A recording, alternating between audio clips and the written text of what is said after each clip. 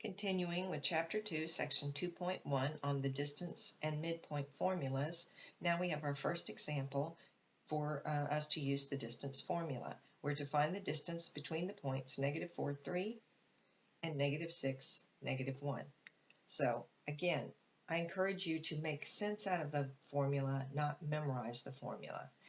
In my mind, I need to take a difference, that means subtraction, of the x's. I'm going to square those. There's a squared, plus a difference of the y's and square there. There's b squared. And my distance is going to be the square root of that, because I don't want d squared. I want just d. Okay, so my x's are -4 and -6. -4 and, so I'm going to need to put little parentheses in there, -6. Don't lose that extra negative there. It's minus a negative. My y's are 3 and -1. Okay, so see, I didn't memorize the formula. I have a procedure. Difference of the x's squared plus difference of the y's squared. A squared plus b squared. Okay, let's simplify this. That's -4 plus 6 squared, and 3 minus -1 would be 3 plus 1 squared. -4 plus 6 is 2. 3 plus 1 is 4.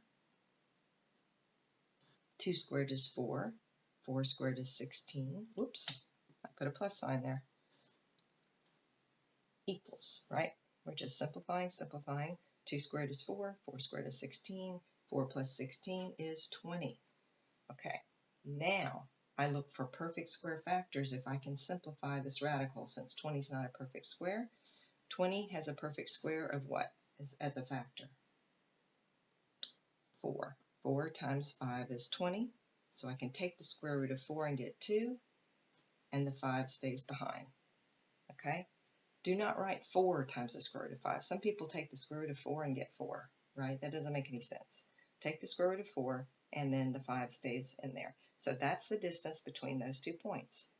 A squared plus b squared, take the square root. Okay, finally the midpoint formula. This is super easy. To find the midpoint of a line segment, that's the point located exactly between the 2 endpoints of a line segment. So if you've got point 1 and point 2, here it is. It's written as a ordered pair. So here's x, here's y. How do we get the x of the midpoint? x1 plus x2 divided by 2. We're trying to get in the middle. How do you get in the middle of 2 numbers? You average them. That's all we're doing. Average the x's to get the x coordinate. Average the y's to get the y coordinate. It's not really a formula. It just makes sense. You're trying to get in the middle of 2 points, right? Great. Okay, so let's find the midpoint of these 2 points. It's going to be average of the x's, average of the y's. Okay?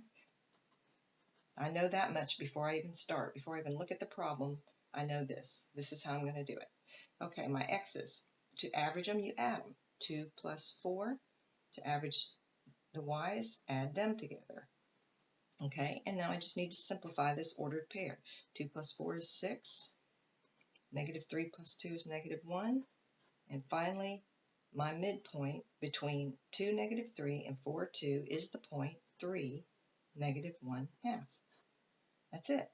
Average the x's, average the y's. There's your new point. Very simple.